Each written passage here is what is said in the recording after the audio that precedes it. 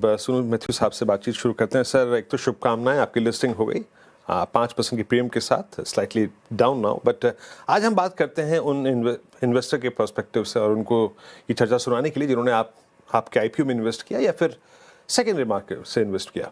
मैं काफ़ी चर्चा हो चुकी है आपके आईपीओ को लेकर, बिल्कुल रॉ डिस्कशन नहीं करूँगा, बट मैं एक मोटे चीज़ जो आपसे पूछना चाहता हूँ सर, कि आप सॉल्यूशंस प्रोवाइड करते हैं लॉजिस्टिक्स के लिए, है ना, जिसे कहते हैं सप्लाई चेन सॉल्यूशंस।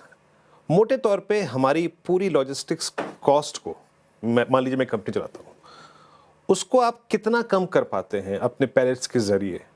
दूसरी बात यह है कि मैं जो आपके क्लाइंट्स की लिस्ट देख रहा था, Coca Cola, HUL, Marico, Panasonic, Daikin, बड़े बड़े अगर आप देखें तो यहाँ पे कॉर्पोरेट्स आपके क्लाइंट्स हैं।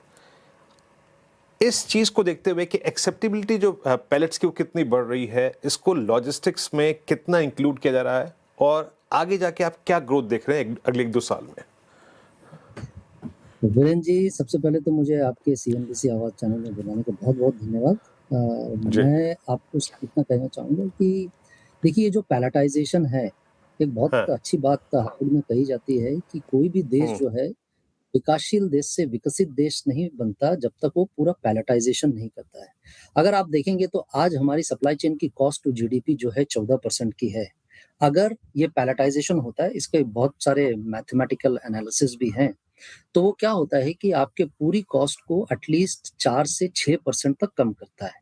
तो अगर आप देखेंगे कोई भी विकसित देश है, उसकी कॉस्ट जो है 4% से 7% पे वेरी करती है, जो कि सप्लाई चेन की कॉस्ट टू ओवरऑल जीडीपी जो होता है। तो पैलेटाइज़ेशन जो है स्पीड बढ़ाता है और एक्यूरेसी बढ़ाता है। एक बहुत छोटी-सी एग्ज़ाम्पल से मैं आपको समझाऊँगा कि अगर हम एक ट्रक को अपने हाथ से भरते हैं जो कि 16 टन का है, उसमें हमको 10 घंटे लगते हैं और 6 लेबर लगता है, और वैसे ही हमको उतारने में भी 10 घंटे और 6 लेबर लगता है। तो हम 20 घंटे की बात कर रहे हैं। अगर ये पैलेटाइज़्ड लोड होगा, तो आप 15 मिनट में लोड करेंगे, 15 मिनट में फोर्कलिफ्ट से अनलोड करेंगे। तो आर्बिट्राज जो है यहाँ 30 मिनट और 20 घंटे का है। RMPM से लेके रॉ मटेरियल, पैकिंग मटेरियल से लेके सब कुछ जिट पे काम करने लगता है, जस्ट इन टाइम पे। तो हम लोग की ये जो स्टोरेज की जो कॉस्ट है, वो ड्रामेटिकली कम होती है। प्लस हमारा जो ट्रांसपोर्टेशन का जो बंदा है, वो अगर महीने में 6 ट्रिप 7 ट्रिप मारता है, तो पैलेटाइज़ेशन से वो 14 से 15 ट्रिप के करीब मारता है। तो मैं इससे जो समझ है गया सर कॉस्ट आपकी बात। मैं एग्जैक्टली समझ गया आपकी बात। अच्छा, मैं एक और चीज़ पूछना चाहूँगा। आईपीओ प्रोसीड्स को आप कैसे यूज़ कर रहे हैं? क्योंकि देखिए, एक तो अंश था आपका ऑफर फॉर सेल सब्सटेंशियल, लगभग 400 जी, करोड़ रुपए जो बचा, आप अपना डेट क्यों रिड्यूस नहीं कर रहे हैं? सर, आपका आउटस्टैंडिंग जो डेट है, माफ़ कीजिएगा, अभी भी वो करीब-करीब 1000 करोड़ रुपए का है ना? जी। क्या इस इंडस्ट्री में, आपके कारोबार में हाई डेट पे ही काम किया जाता है? क्योंकि मेरे को याद आ रहा है, मैं आपकी जैसी एक कंपनी को जानता हूँ। फॉर्चुनेटली मेरा एक मित्र है जो कि ऑस्ट्रेलिया की लॉजिस्टिक्स से वाकिफ है थोड़ा-सा। ये ब्रैम्बल्स करके एक ऑस्ट्रेलिया में कंपनी है। जी, जी, कुछ जी। वैसा ही है ये? मैंने ब्रांडेड में काम किया हुआ है इंडिया में। हाँ। हाँ, तो मैं मैंने जानना ब्रांडेड्स में चाहता हूँ, ये आपने डेट क्यों कम नहीं किया? देखिए सर, हमने 480 करोड़ लिए हैं अपने लिए, तो इसमें से 360 करोड़ हम लोग अपना डेट रीपे करेंगे।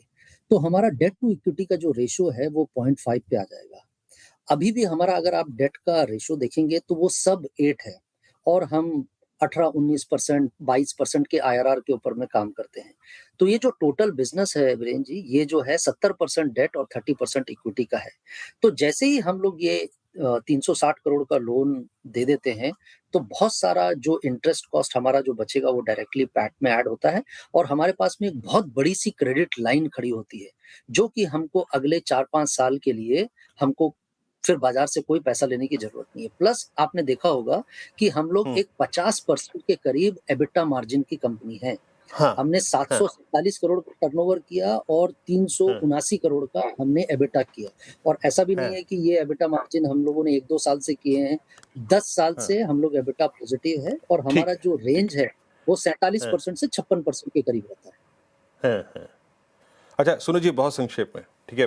अब जी, डेफ़िनेटली आज तो ख़ैर आपका लिस्टिंग का दिन था। आज हमारे पास भी वक़्त जी, कम है, आपके पास भी कम होगा। किसी दिन विस्तार से चर्चा जी, करेंगे। लेकिन ये जो 55% का मार्जिन है, सिंस यू आर पेइंग जी, अप्रॉक्सिमेटली 360 सीआर, कितना हाँ। रिलैक्सेशन और मिलेगा? कितना स्कोप और मिलेगा आपको इसको वाइड करने का? बहुत संक्षेप में। देखिए, हाँ, बहुत ऐसा है कि ये पूलिंग का जो बिज़नेस है, ये जितना ज़्यादा बढ़ता है, उतनी आपकी कॉस्ट कम होती है। एक वेयरहाउस आज 5,000 पैलेट सँभालता है, कल वो 50,000 सँभालेगा, वही वेयरहाउस 5 लाख पैलेट सँभालेगा, क्योंकि ये आता रहता है और जाता रहता है, तो हमारी कॉस्ट फर्दर इसमें कम हो जाती है। ओके। चलिए सर, बहुत-बहुत शुक्रिया सोनू जी, बात करके आपसे बहुत अच्छा लगा। अच्छा, आप ब्रैम्बल्स में आप काम कर चुके हैं, है ना? मतलब मेरे ख्याल से इसका ब्रैम्बल्स का आपका मैं अच्छा इनिशियल एम्प्लॉयी था, साढ़े 6 साल हाँ, मैंने उस कंपनी को चलाया इंडिया में, उसके बाद फिर मैंने 2013 में छोड़ के फिर मैंने लीप स्टार्ट की।